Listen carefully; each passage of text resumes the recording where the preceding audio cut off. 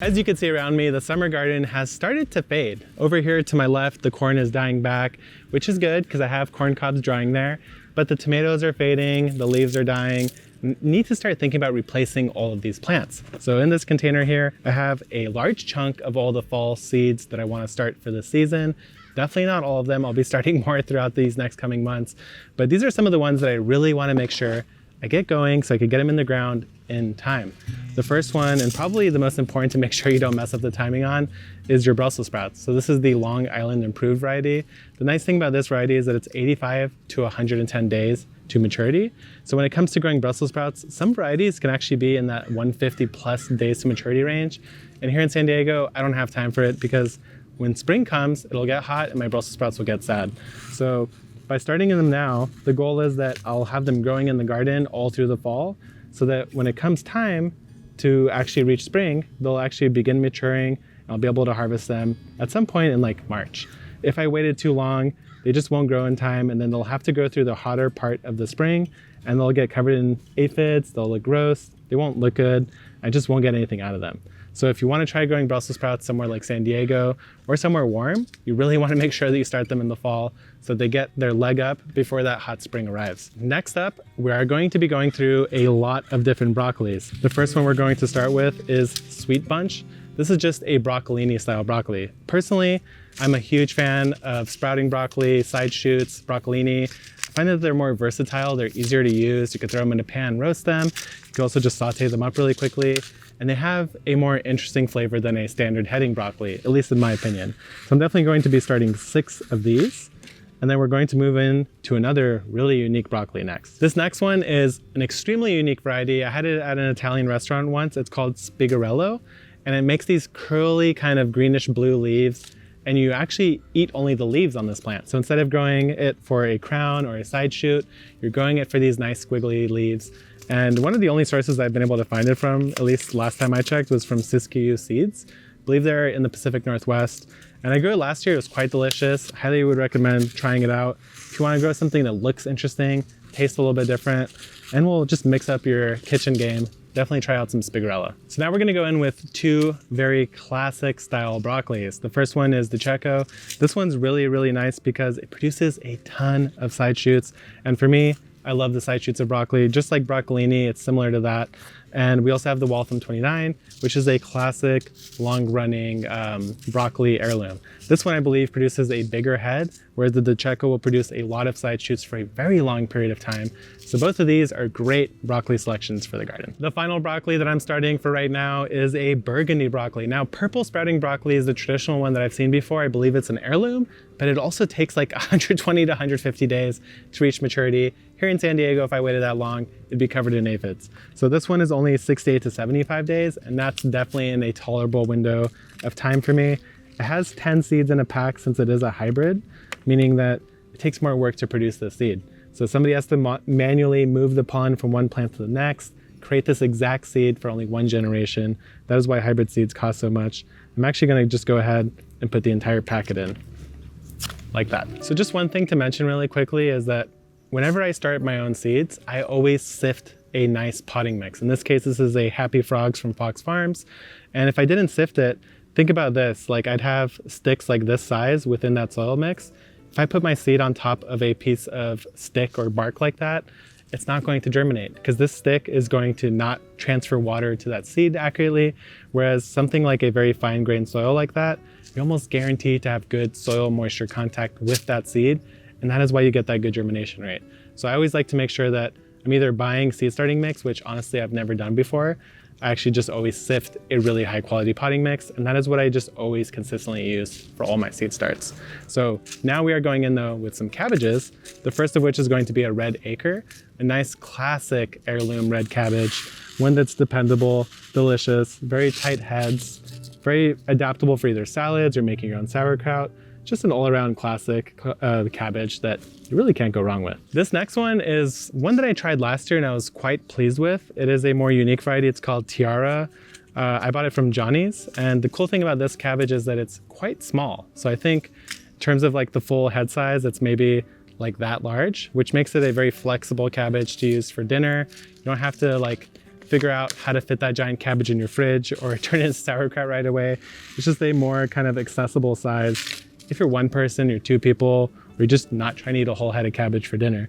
This is the nice size that kind of meets you in the middle. So that's why I like growing at least a couple of these every single season. Now, when it comes to cauliflower, I basically only mess around with two types. A classic white cauliflower like the Snowball Y, which has a nice 70-day to maturity timeline, which is really quite quick. And the other one I always like is any sort of yellow or cheddar orange style cauliflower. In this case, this is Clementine. We personally think that they just taste a little bit better. Now, of course, you've probably also seen the purple cauliflowers. To me, I don't think they taste better. When you cook it, it looks a little bit weird. So I always go with the classic white and the cheddar. Between those two, you'll always have a really nice cauliflower. So next I'm gonna put in something that in California at least is the perfect time to do, and that is artichokes. Now these are two different varieties I've never grown before. Looks like I've opened this, but I definitely haven't transplanted it. That is Imperial Star and Tavor. Both of these are, I believe, a spineless entirely type artichoke. Traditionally, I've always grown green globe, but I just want to try what's out there. Maybe there's an artichoke I like more. And you know me, I like things that taste really good. So hopefully these are better. If not, I'll just go back to the improved globe. We have the first tray of seedlings already ready. So I'm going to go ahead, take some soil. All I'm going to do is really just make sure that I'm covering the seed. I'm not trying to bury it too deeply. Most of these seeds are quite small, like the brassica seeds. So I'm not too worried about that. For the artichokes, I will put a little bit more since it's a bigger seed, but now we can move on to the next tray. I'm not sure how many seeds we have left, but let's just keep going until we get there. The next one that I'm going to be transplanting is actually a beet. So Golden Boy beet here is a very tasty one. It doesn't have a lot of that weird earthy flavor that a lot of people don't like.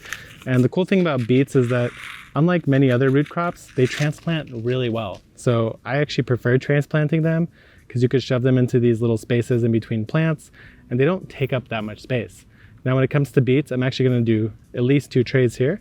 But the nice thing about beets is that each seed, since it has this like chunky looking appearance, it's actually 2 to 3 seeds stuck together per seed. So you don't really need to sow more than one because then you're gonna end up having to thin like 6 plants instead of just 1 or 2. So that's a little tip for you. Don't oversow your beets because they are multi-seeded. And also don't forget that they transplant really well. Now we're going to be adding some color to the garden and I'm going to be starting it off with these night and day Snapdragons. Now I've come to really appreciate Snapdragons. I also learned from Kevin that they are edible. So maybe we'll try eating some this year. Maybe we won't, but we will be starting some nevertheless. I like the orange ones, the red ones. These are very, very, very, very tiny seeds. They're probably so tall that you can't really make them out very well. So I'm putting a decent amount, probably way more than I ever need, and I'm just gonna do that. One thing when it comes to Snapdragons is that since they're such a tiny seed, instead of putting soil, I'm actually going to be using vermiculite. Vermiculite is something that contains or holds onto water, lets light through at the same time. And for things like flowers, I find that vermiculite's best because it's not going to bury the seed very deeply and it's going to guarantee that it gets access to sun, which many flowers need to germinate, and also have really good contact with the moist surface because the vermiculite is essentially a sponge. One of my favorite flowers for winter, fall, and spring is a Calendula. They are really wonderful, beautiful flowers. They have a nice kind of smell to them I can't quite describe. And they just are really nice in this kind of cool season.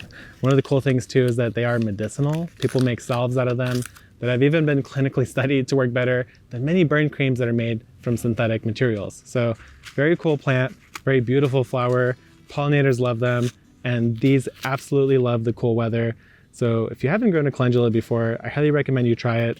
It's a classic springtime flower, but here in San Diego, of course, we could get away with springtime in the fall as well. So I'm actually pretty hyped on nasturtiums. Now, nasturtiums people say are edible.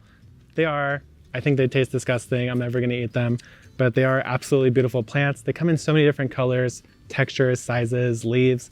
And I've actually been starting to see a lot of my self-sown nasturtium seeds that have scattered across my garden begin to germinate. So to me, that signals that it's time. It's time for me to start the ones that I want so I can put them where I want. And one of the ones that I always grow, just because I really like these kind of nice peachy colors, is the Fiesta blend. This is one that I have all over my garden, so I'll definitely be having plenty of volunteers. But in case I don't have one exactly where I want, I'm also going to be hedging my bets here by starting a couple 6-packs. So this is one that, again, I always grow the Fiesta blend because it looks so wonderful. But another absolute classic is the Alaska variegated. It has these really cool variegated leaves, a nice blend of colors, and it doesn't get that big, so it's quite a manageable nasturtium. But just remember, if you grow nasturtiums, you're probably going to have them as volunteers forever in your garden, just because they produce so many seed and they spread and drop them everywhere. But I'm not mad at it. When it comes to summertime, they just all immediately die back when the sun shows up. So pretty easy to manage in my opinion, but definitely something to consider if you've run into that problem before. One more nasturtium. This is the single blend trailing nasturtium. Now, the nice thing about trailing nasturtiums is that they're guaranteed to produce at least one long vine, and that's really nice for tall raised beds. Because what I like to do is I put these on the edges of my, especially the tall 30-inch beds, and the flowers will just hang down, trail all the way out to the ground. It just looks really cool. So I highly recommend these if you want to add flowers, but you're worried about wasting space that otherwise would be able to produce vegetables. The trailing type is really great for putting on the edges of your beds. A long time ago, I bought this seed pack, and it's actually the only seed pack from Baker Creek that I still grow. And it's the Bulgarian giant leek. I have to do it because I am Bulgarian and I need to respect it.